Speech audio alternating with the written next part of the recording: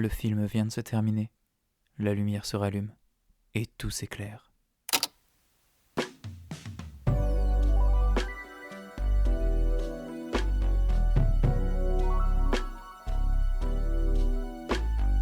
Bienvenue dans Fin de Bobine, le podcast cinéma qui parle de cinéma avec du cinéma dans les salles de cinéma. Ça y est, demain, ce sera la remise des prix de la 79e édition du Festival de Cannes et le monde continuera d'avancer en rajoutant une nouvelle palme d'or à sa longue liste. On chante, on danse, on tchatche, on s'embrasse, on rentre à la maison avec des cernes de partout. Elle est pas belle la vie. Alors que le soleil commence à poindre le bout de son nez, on se remémore les bons moments de cette édition. Les films vus, l'ambiance des séances, la huée du logo Canal+, les micro-trottoirs à la sortie des projections, les conférences de presse où on perd ses couilles dès qu'il s'agit de parler de l'extrême droite alors qu'on vient de jouer l'un des grands noms, si ce n'est le plus grand nom de la résistance française, les réhabilitations d'acteurs abjects, les phrases creuses de Thierry Frémaux. Ah là là, y a pas à dire, c'était une belle édition. Alors qu'est-ce que devient le cinéma dans tout ça ? On l'oublierait presque. La cérémonie de clôture est là pour nous le rappeler. Remettre l'art au centre du débat. Quitter le monde de l'esbrouf du tapis rouge pour permettre à 8 professionnels de débattre autour de films comme des amis après une séance. On espère une sélection forte, impactante, qui donnera le là pour l'année à venir et les futures éditions. Et si L'être aimé de Rodrigo Sorogoyen repart bredouille cette année, je promets de retrouver chaque membre du jury pour lui faire goûter ma tourte à l'amertume nappée dans son sel de seum, parce que vu la claque que je viens de me prendre, je doute qu'un film puisse réussir à produire aussi fort dans toute la sélection. Gloire aux faquins et bonne fin de festival à tous et toutes. Oui, une intro qui spoil un avis, désolé, voilà, c'est un métier, on peut pas tout faire tout parfait tout le temps. On est prêt pour le programme de la semaine alors ? Côté blockbuster, Star Wars revient au cinéma et tout le monde s'en branle avec The Mandalorian and Grogu. On va aussi se faire une petite doublette espagnole, je précise que ce n'est pas une position sexuelle, avec le nouveau film de Rodrigo Sorogoyen, L'être aimé, et le nouveau film de Pedro Almodovar, Autofiction. Et côté horreur, gare aux routiers avec le retour d'André Ovredal avec Passenger. Mais d'abord, les actualités. Bienvenue dans notre rubrique Qu'est-ce qui s'est passé dans le monde de l'audiovisuel et du cinéma ? Jingle. Nous sommes à la recherche du même homme. J'écoute. Le professeur von Zimmel. J'écoute. Allons droit au but. Êtes-vous prêt à faire équipe avec le Mossad ? J'écoute. Je vous parlais la semaine dernière de la fameuse tribune signée dans Libération par 600 représentants du monde du cinéma qui dénonçaient l'emprise de Vincent Bolloré dans la production audiovisuelle française.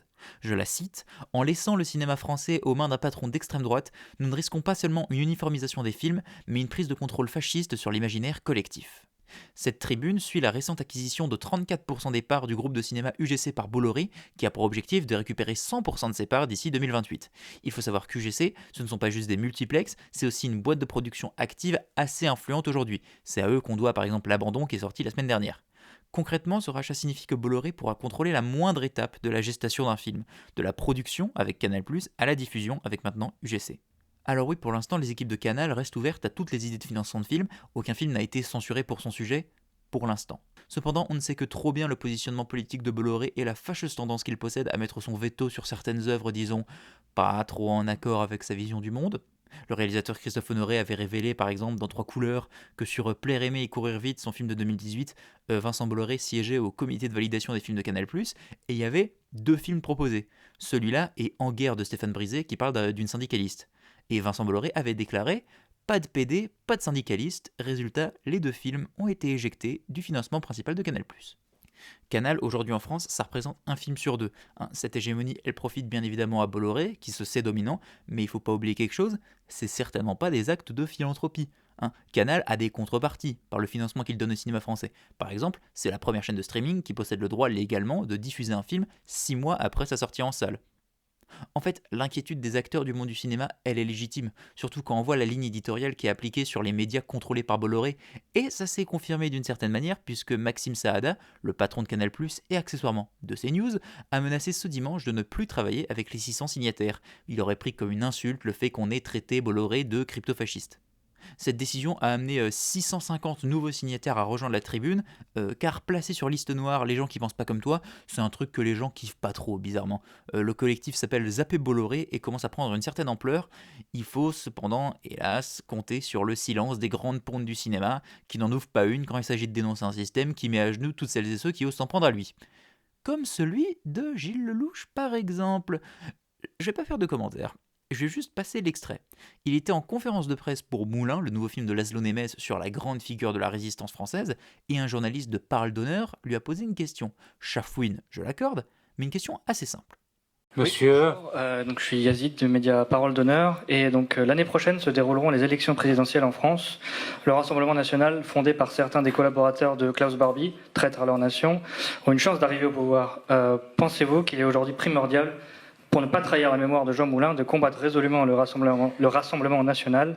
Pensez-vous également que la France insoumise majoritaire à gauche est aujourd'hui le meilleur rempart à l'extrême droite, son programme étant aussi inspiré du programme du Conseil national de la résistance? Question pour Gilles Lelouch, s'il vous plaît. Elle n'est pas un tout petit peu orientée, votre question, non? J'ai pas de réponse à ça, monsieur. Je vais rester calme, vraiment.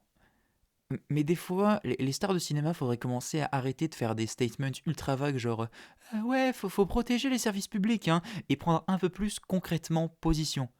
Je demande pas à ce que Gilles Lelouch se lève sur table et dise ouais, vas-y, Méluche 2027 et commence à chanter l'international la main sur le cœur. Cependant, ce refus absolu de commenter quoi que ce soit du monde, il commence sérieusement à gonfler. Surtout quand tu ressors du rôle de Jean Moulin, bordel de merde. Surtout quand les liens idéologiques entre les fondateurs du FN et Klaus Barbie, l'homme qui a torturé et assassiné Jean Moulin, ne sont même plus à prouver. Surtout quand les réseaux de la résistance contenaient énormément de communistes et d'anards, bordel de merde. Elle est pas un peu orientée votre question? Toutes les questions sont orientées du con et y a rien de plus orienté que le silence d'une star qui veut surtout vexer personne et perdre aucun investisseur. J'ai dit que je ne vais pas m'énerver, je ne vais pas m'énerver, je me suis énervé. Autre actualité, cette fois-ci on va encore devoir parler de l'Odyssée de Christopher Nolan, comme quoi vraiment les gens n'ont rien d'autre à foutre que de parler d'un film qui n'est même pas encore sorti, puisqu'il a suscité une légère polémique pour le choix de l'actrice censée incarner Hélène de Troie et Clytemnestre, sa sœur, puisqu'elle sera incarnée par Lupita Nyong'o, une actrice noire. Et là, tout le monde a gueulé, parce que vous comprenez, hein, Hélène de Troie, elle est blanche et blonde aux yeux bleus, c'est quoi cette réécriture woke là de pas touche à ma mythologie, pas touche à mon Odyssée, mon Homère, mon saucisson. Alors, on va remettre les choses au plat tout de suite. Cette polémique est la preuve vivante que des gens ne parlent pas par confirmation historique, mais bien par conditionnement culturel et artistique. Car oui, effectivement, les représentations d'Hélène de Troie dans la culture populaire, c'est essentiellement une blonde blanche aux yeux bleus. Cependant, si on revient au poème original, et qu'on regarde très clairement ce qu'Homère décrit d'Hélène, surtout quand ce qui compte le plus dans l'Iliade, c'est pas la question de la couleur de peau, c'est la question de la beauté. Une beauté surréelle, une beauté qui est quasiment mystique, fantastique. On n'est vraiment pas dans une beauté incarnée par une couleur de peau. C'est ça le problème que j'ai avec cette polémique, elle ne traduit rien, si ce n'est la méconnaissance culturelle absolue des gens qui se permettent de commenter un film qui n'est même pas encore sorti, et surtout dont on ne possède aucune image de l'actrice dans le rôle. Enfin, si vous considérez que Lupita Nyong'o n'est pas l'une des plus belles femmes sur cette terre, c'est vous qu'il faut remettre en question. Bon, allez messieurs dames, les actualités c'est fini, il est temps de s'attaquer au programme de la semaine. C'est le grand retour de Star Wars au cinéma, 7 ans après l'épisode 9. Après la chute de l'Empire, le Mandalorien et Grogu sillonnent la galaxie à la recherche d'impériaux en fuite. Pour recevoir des informations, ils acceptent la demande des Hutt, un syndicat du crime très puissant. Retrouver le fils de la famille Rota, en fuite depuis un certain temps.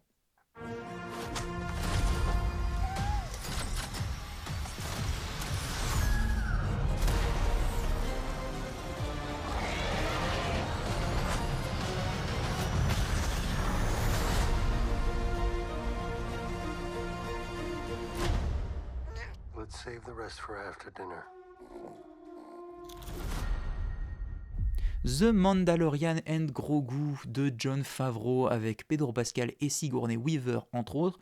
Dire que j'aime Star Wars, c'est un euphémisme. Je suis un enfant qui a grandi avec la prélogie, que j'aime beaucoup malgré ses défauts, qui a adoré la trilogie originale et qui, par son jeune âge, a attendu l'épisode 7 comme un dingue qui était venu à la première du film déguisé en Dark Vador. Voilà. Et au fur et à mesure que je grandissais, j'ai commencé à détester la postlogie. Mais ça, c'est un autre problème. Je suis pas un fan hardcore qui connaît tout l'univers, il me manque énormément de refs, et globalement, j'avoue avoir délaissé Star Wars quand la franchise a commencé à se décliner en série, puisque, voilà, je l'avoue, je n'ai vu aucun épisode du Mandalorian, parce que c'est une histoire qui m'intéresse pas des masses. Et en général, dès qu'on dérive une histoire cinématographique dans d'autres médiums, ça m'intéresse moins. Donc oui, j'ai par exemple toujours pas vu Andor, alors qu'apparemment c'est trop bien. Non, désolé, j'ai toujours pas vu. Et c'est une des qualités de ce film The Mandalorian et Grogu, qui sert un petit peu de remplaçant à une saison 4. Franchement, si t'as rien vu, t'es pas du tout largué.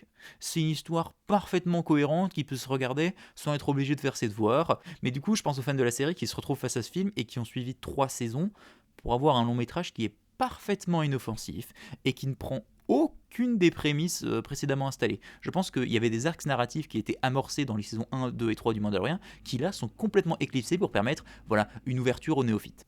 Voir The Mandalorian et Grogu, ça vous apportera rien sur l'univers, rien sur les persos, c'est une aventure parfaitement dispensable. En fait, on a presque l'impression que c'est un film qui est produit pour conserver les droits d'une franchise, sinon on risque de la perdre. Vous savez, c'est un des trucs qui se faisait notamment, si on possédait la propriété intellectuelle d'une franchise mais qu'on ne produisait pas assez d'œuvres en lien avec cette franchise, on risquait de la perdre. C'est le cas notamment d'un film, Les 4 Fantastiques, qui a été produit par Roger Corman, qui possédait les droits des 4 Fantastiques, qui est sorti en 1994, si je ne dis pas de bêtises, et qui avait produit un film en total scred, juste pour pouvoir légalement garder la licence et les personnages sous son aile dans son studio. Et donc, pour dire concrètement ce que je pense de ce film, c'est une proposition de Star Wars qui, moi, ne m'intéresse pas du tout. Je pense que c'est un bon divertissement familial qui essaye de se donner une vibe un peu 80-90 à la Indiana Jones, avec une histoire parfaitement indépendante qui peut se suivre très naturellement sans déplaisir. En fait, moi j'ai 2 problèmes avec le film qu'il faut que j'éclipse tout de suite pour éventuellement essayer de trouver des petites qualités derrière. C'est que, on est face à un film qui a un schéma narratif qui se sait être trop court, donc il étire comme pas possible, et on a vraiment l'impression de voir 3 épisodes de série en un, puisque, pour être honnête, la traque du traître impérial, elle est réglée au bout d'1 heure. Et au bout d'1 heure, on part sur totalement autre chose, on part sur une autre planète, on part avec une autre ligne narrative. En fait, ils se sont rendus compte probablement que la première heure se tenait à peu près correctement, mais qu'il fallait tenir pour faire un film de 2h14, et donc ils ont mis 2 épisodes en un qui sont accolés. Voilà, donc il y a un problème avec ça, c'est que cette construction narrative, pour moi, elle me perd énormément, surtout que s'il n'y a jamais de construction réelle, il n'y a pas vraiment de setup qui sont peut-être donnés dans le premier acte, qui pourrait servir dans le troisième, voilà, c'est très divisé. Les schémas narratifs sont très divisés en fonction des parties du film, et c'est un vrai problème. Et surtout, mon deuxième problème avec le film, c'est que ça a la moitié du budget d'un Star Wars, et ça se voit. C'est pas au niveau des effets spéciaux le problème. C'est pas au niveau des effets spéciaux qui sont pour la plupart globalement corrects, c'est au niveau de la photo. Je ne vois rien dans ce film. Je ne vois rien parce que tout est sous-exposé. Pourquoi ? Parce que si on sous-expose tout et qu'on met tout un peu plus dans le sombre, en fait, les imperfections d'effets visuels, on les voit moins. Et c'est ce que je remarque de fond en comble dans le film, c'est à quel point tous les effets visuels qui sont un petit peu mochouilles et qui pourraient sonner comme crasse-pec à l'écran, on essaye le plus possible de baisser la luminosité, ce qui fait qu'en fait, le wow effect de Star Wars, je l'ai pas du tout. Parce que tout est sombre, on n'a jamais l'impression d'être dépaysé, il n'y a jamais vraiment une sorte de variété de décors colorés, ça se passe soit dans des marais, soit dans des villes qui font extrêmement terre. En fait, on n'a jamais l'impression d'être ultra dépaysé par rapport à la Terre, et je déteste l'épisode 9, mais l'épisode 9, niveau variété de décors, niveau construction, niveau planète, niveau dépaysement, ça y allait du feu de Dieu, et surtout ça avait des couleurs. On peut dire ce qu'on pense de la postlogie, mais c'était mené par 2 auteurs qui de fait avaient une vision sur ce que devait être visuellement Star Wars. Et là, Jon Favreau, je suis désolé, le mec c'est pas un réalisateur, c'est un producteur, c'est un mec qui fait des commandes, c'est pas un mec qui a une vision artistique ultra poussée de Star Wars, c'est juste qu'il doit produire en très peu de temps une sorte de saison 4 un peu improvisée, et ça se remarque vraiment. En fait, il y a quelques trucs dans le film qui sont hélas peu exploités, mais qui peuvent le rendre un petit peu attachant. C'est notamment, il y a une scène au milieu du film qui arrête totalement l'action, la narration, et qui fait 10 minutes de bébé Yoda dans la forêt. Et ce qui pourrait donner l'impression d'être un truc un peu mercantile de là il y a bébé Yoda, donc il va falloir qu'on vende des peluches, donc on fasse 10 minutes de bébé Yoda. Il y a un vrai côté animation de Phil Tippett, on a un vrai côté Gremlins, on a vraiment l'impression d'être impliqué dans une histoire aux effets pratiques, très enfantine, très Goonies, très années 80, qui je pense évolue dans la référence, et ça marche plutôt bien. Voilà, après le scénario repointe son horrible tête, et du coup tout ce qui a été construit s'évapore complètement, mais il y a une construction que je trouve vraiment pas déconnante. En fait, j'aime l'idée de faire autre chose de Star Wars, de pas faire ton histoire habituelle de combat au sabre laser, de force, de faire une vraie histoire, de paire de substitution familiale entre le Grogu et le Mandalorien, et ça pourrait presque marcher. C'est juste que, c'est 2h14, c'est beaucoup trop long, et je pense vraiment que la division du budget par 2 n'aide clairement pas au film. C'est un film qui demande, je pense, des coupes drastiques, et qui, s'il était sorti sur Disney+, ne m'aurait posé aucun problème. Mais vu qu'il sort en salle, la production salle attend mieux, surtout du retour de Star Wars 7 ans après l'épisode 9 qui, quoi qu'on en pense, était une claque technologique, encore une fois. Donc vous faites votre propre avis sur The Mandalorian et Grogu de Jon Favreau avec Pedro Pascal et Sigourney Weaver, qui est un film pas déconnant, mais vraiment, n'essayez pas de retrouver du Star Wars, c'est une construction autre, c'est une histoire tout à fait dispensable, qui ne fait rien avancer, mais qui peut être un divertissement familial, qui peut plaire à la fois aux enfants et aux fans de Star Wars, et à la limite, pourquoi pas, moi ça m'intéresse très peu, mais si ça plaît à des gens, pourquoi pas. Changement de programme, on part en Espagne, le pays dans lequel revient Esteban Martinez, qui est un grand réalisateur, pour tourner son nouveau film. Il en offre le rôle principal à une jeune actrice inconnue, sa fille qu'il n'a pas vue depuis 13 ans. La jeune femme accepte cette formidable opportunité, mais sait qu'à l'occasion de ce tournage, elle va se confronter à un homme qu'elle n'a jamais pu considérer comme un père. Le poids du passé menace de rouvrir leurs blessures. Hasta mañana.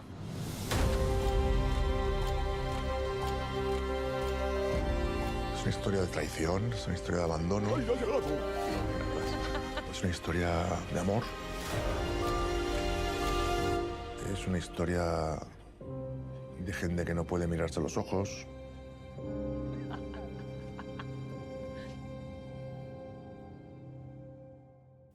L'être aimé de Rodrigo Sorogoyen avec Javier Bardem et Victoria Luengo, qui est en compétition à Cannes cette année et qui est sorti là tout récemment ce samedi. Alors, je vais dire quelque chose tout de suite. Rodrigo Sorogoyen est l'un des plus grands réalisateurs du contemporain aujourd'hui. Il a une gestion de la tension, il a une gestion du rythme, il a une gestion de la grammaire cinématographique qui est, je pense, indépassable pour beaucoup des réalisateurs actuels, et il le prouve encore une fois parce que, évidemment, L'être aimé, c'est son nouveau chef-d'œuvre. J'avais beaucoup aimé Asbestas, son précédent film, qui était un film, voilà, tout en tension, qui laissait petit à petit la pourriture s'installer sur cette histoire de fermiers français qui venaient progressivement s'installer dans la campagne catalane. Et là, avec L'être aimé, il va toucher avec une toute autre forme de tension, mais qui marche tellement bien. En fait, Sorogoyen, c'est un réalisateur de la tension progressive, de comment est-ce que petit à petit les éléments autour des personnages progressent pour mener à une explosion qui ne viendra peut-être jamais, ou peut-être que si. C'est toute l'ambiguïté du film et c'est toute l'ambiguïté de ce que construit Sorogoyen sur ces 2h14 qui marche, mais du feu de Dieu, parce qu'on est face à un film qui met en opposition un personnage de père et une fille, et un personnage de père qui se sait dominant par sa posture de réalisateur. En fait, le film pose une question très très simple. C'est quoi un réalisateur sur un plateau de tournage ? Un réalisateur sur un plateau de tournage, c'est un mec qui donne des ordres à tout le monde. Aussi sympathique qu'il pourrait être, les personnes qui travaillent pour le réalisateur sont obligées de se plier à ses desiderata pour accomplir sa vision qu'il a d'une œuvre cinématographique. En fait, c'est un film qui parle de cinéma, mais qui parle pas juste de cinéma. C'est un film qui parle de relations toxiques entre plusieurs personnes et comment est-ce que, progressivement, le travail cinématographique amène les gens à se confronter à leur propre passé. C'est vraiment une construction que je trouve assez merveilleuse, notamment aidée par un duo d'acteurs et d'actrices absolument légendaire. Javier Bardem a des grandes chances de gagner le prix d'interprétation masculine parce que pour le coup il irradie le film d'une manière qui est absolument, il est terrifiant dans le film, il est terrifiant, il possède une sorte de physicalité absolument délirante et surtout il a une prestance, une capacité vocale à se tenir. Jouer un réalisateur, c'est quelque chose qui est compliqué, mais quand on voit la gestion qu'il a dans le phrasé, dans la façon qu'il a de s'imposer à ses équipes, c'est quelque chose d'assez fort. On revient justement à cette notion de s'imposer face à des gens. Et L'être aimé, c'est pas juste un film qui parle de cinéma, c'est aussi un film qui parle de relations. Et je trouve que ça culmine d'une manière dans une scène d'introduction qui dure facilement 20 minutes, qui pourtant est composée d'un chant contre chant qui pourrait donner l'impression d'être banal dans sa forme, mais qui traduit tellement bien les émotions de personnages. Comment est-ce que progressivement, quand le passé commence à ressurgir, on va faire des plus gros plans sur les visages, on va faire durer de plus en plus les plans, pour permettre à tous ces personnages à la fois de s'ancrer dans le réel et surtout de s'ancrer dans leur passé commun. C'est vraiment un sens de la grammaire cinématographique que je trouve passionnant. Surtout que c'est un film qui parle aussi de qu'est-ce que c'est que l'image que l'on renvoie aux autres. J'en parlais un petit peu avec la Vénus électrique la semaine dernière, mais ici on en a un exemple très concret d'un point de vue de vivant, c'est qu'est-ce que l'image que l'on renvoie de nous aux autres ? Qu'est-ce qu'on renvoie ? En fait, c'est un film que je trouve vraiment passionnant à partir du moment où il pose la question de qu'est-ce que c'est que jouer des rôles ? Qu'est-ce que c'est que jouer des rôles face à des membres de notre famille ? Qu'est-ce que c'est que jouer des rôles par rapport à un milieu du cinéma qui est gangréné par l'autoritarisme d'un réalisateur qui est tyrannique ? Qu'est-ce que c'est que jouer des rôles quand tu fais partie d'une équipe de film et que tu dois te plier à tout ? Et c'est ça à l'arrivée, ce sont des personnages qui ne se parlent jamais vraiment parce qu'ils sont engoncés dans leur rôle attitré sur le plateau. En fait, la fille ne parle jamais à son père d'un point de vue familial, elle parle à son père d'un point de vue de réalisation, de réalisateur, de comment est-ce qu'elle doit réussir à correctement jouer cette émotion. C'est un film qui brise la barrière entre les liens familiaux et les liens de travail et qui progressivement s'interroge sur concrètement qu'est-ce qu'il reste des relations 12 ans plus tard. et surtout ça culmine dans une scène de fou rire, que je vais appeler comme ça, qui est absolument terrifiante. En fait, il y a, je pense, des morceaux de cinéma là-dedans que je n'avais pas vu depuis Asbestas, justement.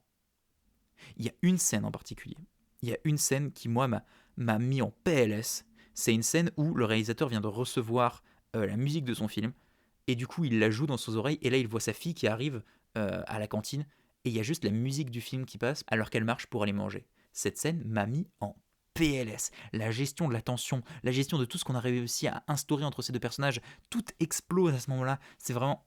Sorogoyen, c'est un réalisateur magistral. C'est un réalisateur magistral et je pense très honnêtement que L'être aimé est un film grand, est un grand film, l'un des grands films de cette année et qu'il faut absolument aller le voir.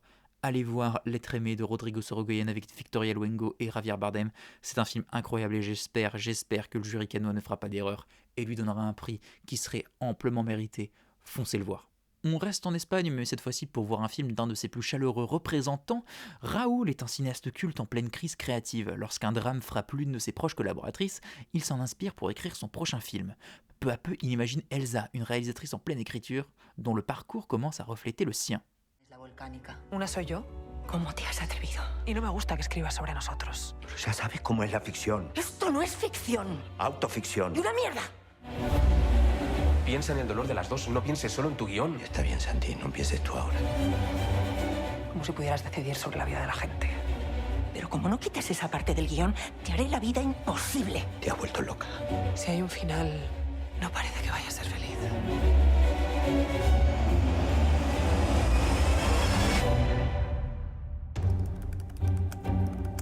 Olvidas que es una ficción y que soy yo la que elige el final.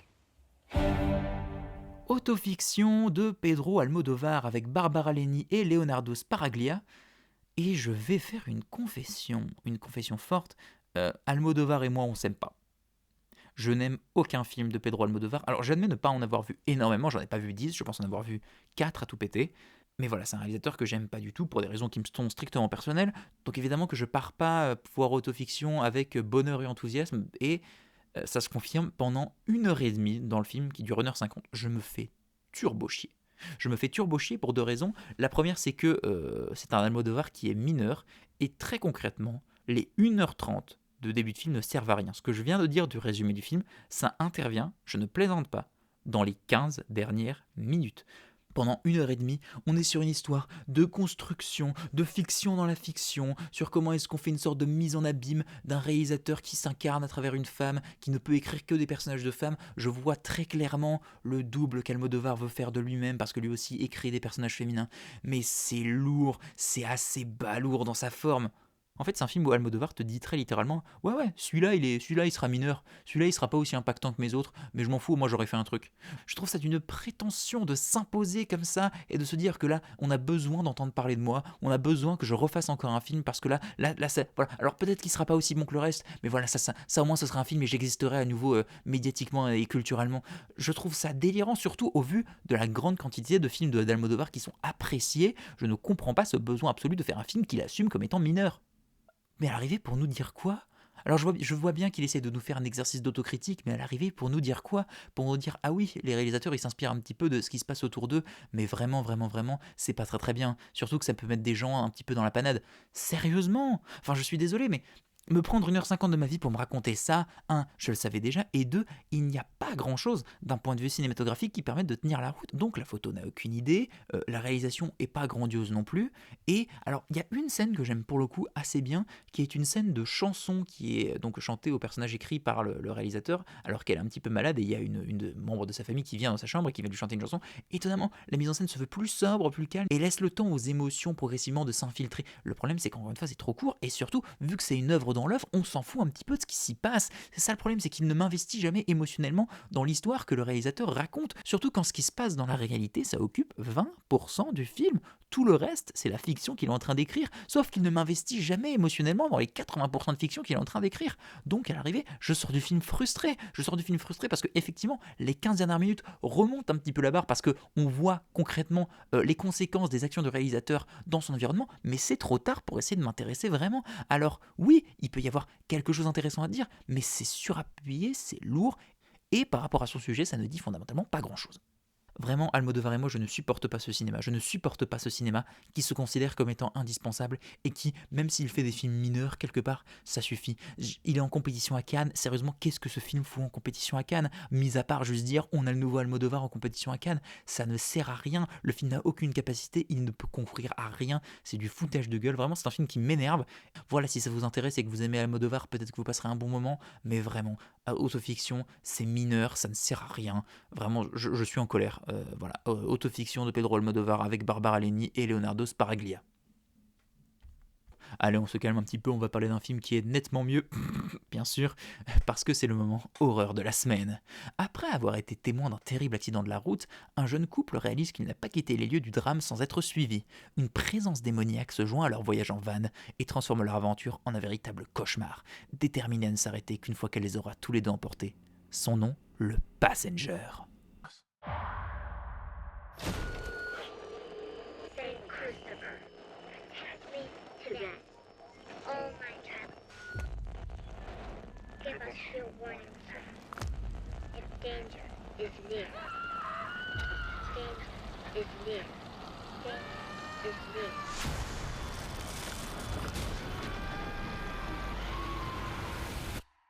No one outruns a passenger.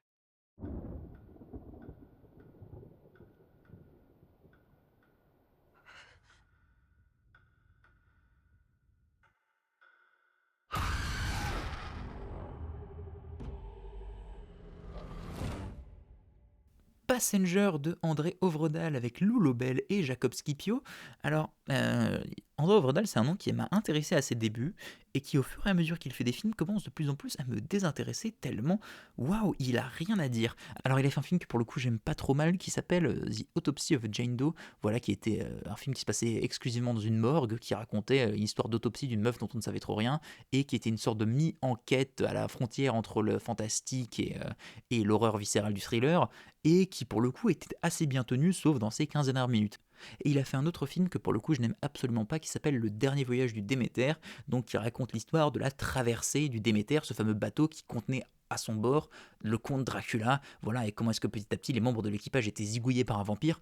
Ça a l'air intéressant sur le papier, manque de bol, c'était réalisé avec le cul. Le bateau, des fois, il tangue parce qu'il est sur l'eau en fait, André, faut le savoir hein, pour ton prochain film. Et donc il arrive avec Passenger qui a le mérite d'avoir une prémisse intéressante, qui ne va pas du tout être exploitée par la suite, mais qui a une prémisse intéressante, c'est de te dire, voilà, on va faire un film sur le milieu des routiers. Moi, j'aime les films qui investissent un décor. Moi, j'aime les films qui te font découvrir des endroits où t'as pas trop l'habitude d'aller. Et je me dis, le milieu des routiers, c'est peut-être un truc intéressant. Pourquoi ? Parce que créer de l'horreur dans une maison, c'est facile, mais créer de l'horreur dans un van, dans un endroit très exigu, où naturellement, il n'y a pas 12 000 endroits où il peut y avoir des monstres. Je me dis, c'est peut-être quelque chose d'intéressant. Le film n'en fait rien. C'est un film qui tourne à vide, c'est un film qui n'a aucune idée de comment mettre en place une certaine peur, parce que toutes les séquences d'horreur se ressemblent. Sauf une scène qui se passe en plan séquence, qui pour le coup est assez jubilatoire parce qu'elle joue sur de l'horreur vertigineuse, sur de l'horreur en un seul plan. On te dit comment est-ce que ça s'est passé. Mais pour tout le reste, c'est nul. Imaginez tous les clichés que vous pouvez avoir sur le cinéma d'horreur qui a envie de te raconter une petite mythologie. Vous allez avoir la vieille routière qui roule des mécaniques, qui va t'expliquer en fait qu'il y a un démon ancestral qui hante les routes. Vous allez avoir cette idée absolument nulle de on te montre un truc en arrière-plan, peut-être que c'est lui, peut-être que c'est pas lui, et non, c'était une branche d'arbre. En fait, vous avez tous les clichés accumulés, ce qui fait que rien n'est construit, tout est prévisible et surtout ça peut atteindre des niveaux de nanar où quand même, ça je le raconte parce que c'est vraiment collector, on te présente en gros le langage des routiers, c'est-à-dire le langage des signes qu'ils lisent sur la route pour petit à petit s'orienter, se trouver des endroits et tout.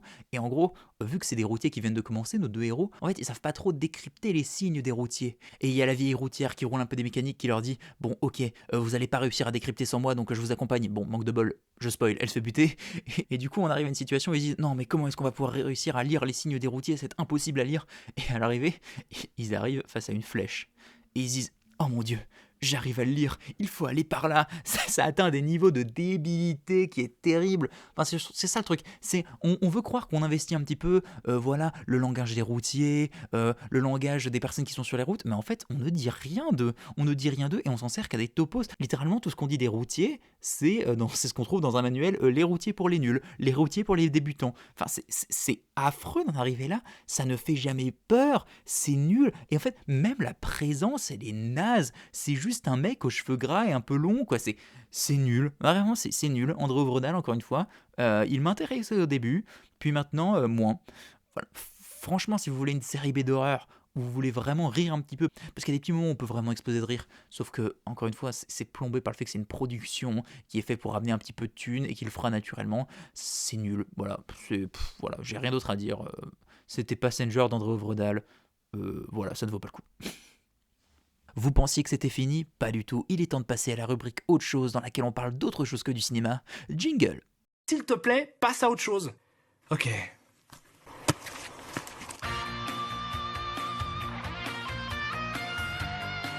Alors aujourd'hui dans la rubrique autre chose, j'aimerais vous conseiller une série qui vient de s'achever, le dernier épisode, l'épisode final est sorti ce mercredi, et que j'aimerais vous conseiller pour vous déconseiller la saison finale, c'est-à-dire que j'aimerais vous conseiller The Boys. The Boys pendant la saison 1 à 3, grand max. The Boys, c'est une sorte de caricature de l'univers des super-héros. C'est-à-dire toute l'image que l'on se fait des super-héros, voilà, positifs, bienveillants, qui aident la veuve et l'orphelin, on la twist pour les transformer en d'affreux personnages, d'affreux salopards, qui ne servent que leurs intérêts. Et comment est-ce qu'une petite équipe de bras cassés va petit à petit affronter ces super-héros dans un univers très post-Trump. Voilà, tout ce que j'ai à dire sur, en tout cas, les premières saisons. Et c'est vraiment très très bien pendant 3 saisons. C'est vraiment une série assez brillante dans la caricature qu'elle fait de l'univers des super-héros, dans la caricature du show business des super-héros, notamment tout ce qu'il dit sur la production cinématographique très typée Marvel, que je trouve assez brillant, mais surtout là, on envoie des tripes sur les murs, on parle de sexe, c'est l'antithèse de tout ce qu'on pense de la création super-héroïque actuelle, et c'est une série assez réjouissante. Donc je vous la conseille très vivement, même si, à partir de la saison 4, le concept s'essouffle, parce qu'on a trop de personnages, parce qu'on ne sait pas comment les raconter, et surtout, à l'arrivée, on arrive à un final qui est globalement satisfaisant, mais très déceptif par rapport à tout ce qui a été construit de la saison 1 à 3. Imaginez que la fin de la saison 3, c'est la fin, et regardez la saison 4 et 5 si vraiment vous voulez vous faire le plaisir jusqu'au bout, et que vous aimez bien les personnages, mais pour le reste, franchement, The Boys, c'est très très bien pendant 3 saisons, après ça s'essouffle un peu, mais bref, si ça vous intéresse, et si vous considérez que vous en avez marre de tous ces super-héros un peu aseptisés, foncez sur The Boys, c'est une série disponible sur Amazon Prime. Bon, c'est tout pour aujourd'hui, messieurs, dames. J'espère que cet épisode vous aura plu. J'essaie une nouvelle formule dans le sens où actuellement je n'ai plus de notes. Je n'essaye plus de faire des notes, j'essaie le plus de me baser sur le fil de ma pensée. Je n'ai vraiment plus aucune note et je me dis, est-ce que c'est agréable à l'écoute ou pas? Est-ce que vous préférez que ce soit un peu plus écrit? Voilà, c'est quelque chose que vous pouvez me dire concrètement si jamais ça vous intéresse. Pour le reste, on se retrouve vendredi prochain pour les autres sorties de la semaine. On se permettra de commenter notamment la Palme d'Or qui sera décernée à un des 22 films en compétition, mais lequel? Mystère et boule de gomme. Bisous, bye et à vendredi prochain.